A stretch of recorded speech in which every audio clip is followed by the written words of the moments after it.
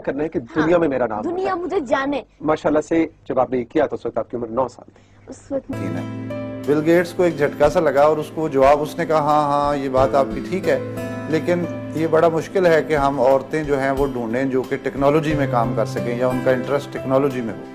تو یہ ہنس پڑی، اس نے کہا آپ میرے ملک آئیں، میرے گاؤں آئیں، میں آپ کو دکھاؤں گی کہ کتنی عورتیں جو ہیں وہ کھیتوں میں کام کرتی ہیں اور کتنی عورتیں جو ہیں وہ انٹرسٹڈ ہیں ٹیکنالوجی میں آگے بڑھنے کے لیے. دوسرے لوگ جو ان کے ساتھ تھے انہوں نے کہا جی عرفہ سے زیادہ بل گیٹس جو ہیں وہ عرفہ سے متاثر نظر آ رہے تھے. انوکھا لاڈلا. بہت ساری ایسی چیزیں جو دنیا کو اس کے بارے میں نہیں پتہ.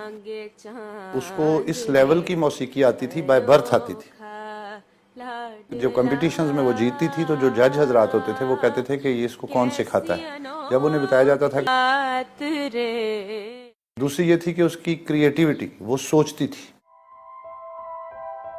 تخیل میں وہ چیز سوچتی تھی اور اس کا حل تلاش کرتی تھی. اس وجہ سے وہ اقبال کو بہت پسند کرتی تھی. اس نے ایک نظم لکھی تھی جب اس کی عمر 10.5 سال تھی. اس نظم کے اندر جو موضوع اور اس کی مقصدیت اور اس کی جو سوچ کی اڑان ہے اس سے اندازہ ہوتا ہے کہ اتنی چھوٹی عمر میں وہ کتنا دور کا سوچتی تھی. دور کہیں تنہا ایک پرندہ تھا انگشت بدندہ، سوچتا تھا کہ یہ لوگ کیوں ہیں اتنے ناداں، جانتے ہوئے بھی کہ جانا ہے اس کے پاس، کیوں نہیں آتے یہ برے کاموں سے باز.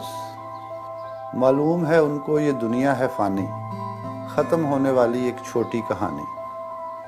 کوئی نہ جانے کب آخرت آ جائے، پھر حضرت انسان کچھ بھی نہ کر پائے. تو جو اس کا عارفانہ رنگ اس کی طبیعت میں تھا وہ اس کی باڈی لینگویج اور اس کے ڈے ٹو ڈے چیزوں میں بھی واضح تھا. کیونکہ کپڑے اچھے پہننے نہ پہننے، استری ہوئے ہیں نہیں ہوئے ہیں، اس کو اس چیز سے فرق نہیں پڑتا تھا. وہ ٹام بوائے تھی، وہ ہیل ٹائپ کی بچی نہیں تھی جو بچیاں نازک نازک ہیل پہن کے چلتی ہیں. وہ جاگر والا میٹیریل تھا. گول گپے اس کی فیوریٹ ڈش ہوتی تھی.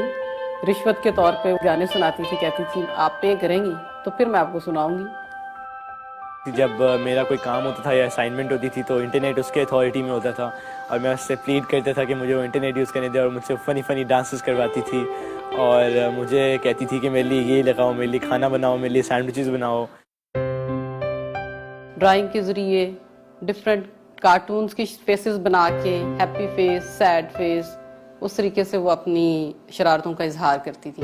پھر وہ اس کا جو ایک ہیومن ایلیمنٹ تھا اس کے اندر کہ اتنی چھوٹی عمر میں اس کو فیم ملی پوری دنیا میں as a cyber princess of Pakistan, princess of Bill Gates, favourite kid of the president. لیکن باوجود ان ساری چیزوں کے اس میں کوئی ایئرز نہیں تھے کہ میں کوئی بہت بریلینٹ، بہت میں نے کوئی اعزاز حاصل کر کے میں یہاں تک پہنچی ہوں. ایک نارمل ہنستی کھیلتی بچی تھی.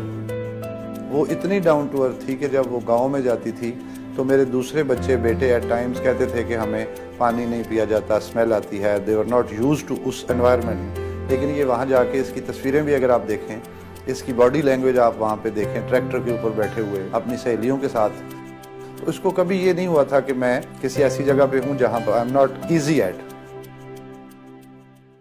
میوزک کے بغیر پھنسا کے ہیومن ریسورس ڈیولپمنٹ سینٹر بنانا ہے، اس میں آئی ٹی سینٹرز بنانے ہیں، اس میں ڈیجی کون ویلی بنانی ہے.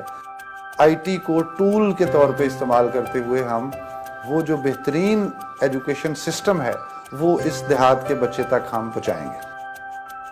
اب میرے لیے جب تک میں زندہ ہوں تو جو باتیں اس نے لکھی ہیں یا جو باتیں اس نے کہی ہیں ان کو پورا کرنا میری زندگی ہے. نے بھی ایک پیغام دیا، وہ اس دنیا میں رہتے ہوئے بھی ایک نام پیدا کر گئی، وہ جا کے اس سے زیادہ مقام پیدا کر گئی. تو اس لیے لڑتی رہی وہ موت سے کچھ دیر کے لیے، آخر میں وہ موت کو ناکام کر گئی.